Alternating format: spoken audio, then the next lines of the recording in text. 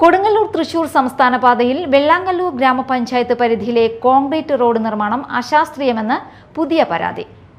റോഡിന്റെ ഇരുവശങ്ങളിലുമുള്ള നിർമ്മാണ അപാകതകളും മഴക്കാലത്ത് രൂപപ്പെട്ട വെള്ളക്കെട്ടുകളും അപകട ഭീഷണി ഉയർത്തുന്നതായി നാട്ടുകാർ ആരോപിക്കുന്നു. കൊടുങ്ങല്ലൂർ തൃശൂർ സംസ്ഥാന പാതയിൽ വെള്ളാങ്കല്ലൂർ ഗ്രാമപഞ്ചായത്തിന്റെ 7 കിലോമീറ്റർ പരിധിയിലുള്ള കോൺക്രീറ്റ് റോഡിന്റെ ഇരുവശങ്ങളും അപകടാവസ്ഥയിലാണെന്ന് പരാതി. ചില ഭാഗങ്ങളിൽ ടൈലുകൾ സ്ഥാപിക്കാതെയും സ്ഥാപിച്ച ഭാഗങ്ങളിൽ ടൈലുകൾ താഴ്ന്ന നിലയിലുമായതിനാൽ റോഡരികുകൾ അപകടക്കെണിയായി മാറിയിരിക്കുകയാണ്. കോൺക്രീറ്റ് റോഡിന്റെ ഇരുവശങ്ങളും താഴ്ന്നു നിൽക്കുന്നതിനാൽ ഇരുചക്രവാഹന യാത്രക്കാർക്ക് അപകട സാധ്യത വർദ്ധിച്ചിരിക്കുകയാണ്. ഗ്രാമപഞ്ചായത്ത് റോഡുകളിൽ നിന്ന് സംസ്ഥാന പാതയിലേക്ക് പ്രവേശിക്കുന്ന ഭാഗങ്ങൾ ഉയർന്ന നിലയിലായതും അപകടങ്ങൾക്ക് കാരണമാകുന്നതായി നാട്ടുകാർ ചൂണ്ടിക്കാട്ടുന്നു.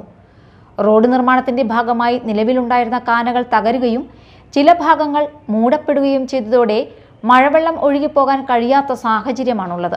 മഴ ശക്തമായതോടെ റോഡിലും സമീപ പ്രദേശങ്ങളിലും വെള്ളക്കെട്ട് രൂക്ഷമായി.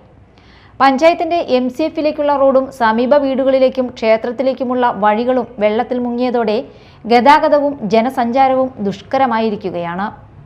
പ്രശ്നം ചൂണ്ടിക്കാട്ടി ജില്ലാ കളക്ടർക്ക് നേരിട്ട് പരാതി നൽകിയിരുന്നുവെന്നും കളക്ടറുടെ നിർദ്ദേശപ്രകാരം KSTP എക്സിക്യൂട്ടീവ് എഞ്ചിനീയറെ അറിയിച്ചിരുന്നുവെന്നും നാട്ടുകാർ പറയുന്നു.